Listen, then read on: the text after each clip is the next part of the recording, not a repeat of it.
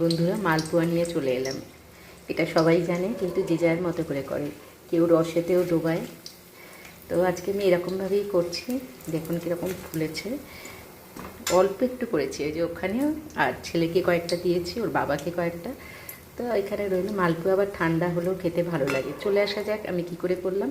প্রথমে তো নারকোল কোড়া, যে নারকোলটা অবশ্যই আমার বর কুড়িয়ে দেয়।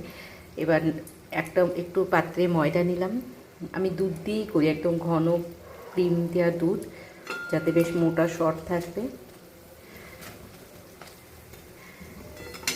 দুধ, সুজি, কিন্তু আমি চালের গুঁড়ো দিই, আতপ চালের গুঁড়ো দিই, যাতে সেন্ট হবে। আর নারকেল কোড়া। তাহলে দুধ, সুজি, চালের গুঁড়ো, নারকেল কোড়া, অল্প একটু মিষ্টি, আমাদের একটু মিষ্টি কমই হয়, দিয়ে সুন্দর করে গুলে রেখে দিলাম। সব যেহেতু সুজি আছে, সেই জন্য একটু রেখেই দিতে হবে। সব কিছু একসাথে প্রায় 15-20 মিনিট রাখার পরে ভালো করে নাড়িয়ে নিয়ে ওপর থেকে কয়েকটা মৌরি ক্র্যাচ করে দিয়ে দিয়েছি। আর বেকিং পাউডার, অল্প একটু বেকিং পাউডার দিলে বা খাবার সোডা দিলে এটা ভালো মতো ফুলবে আর খেতেও ভালো হবে। তাই জন্য বেকিং পাউডার। ব্যাস, এবার অল্প অল্প করে ভাজা আর খাওয়া। কেমন লাগলো বন্ধুরা?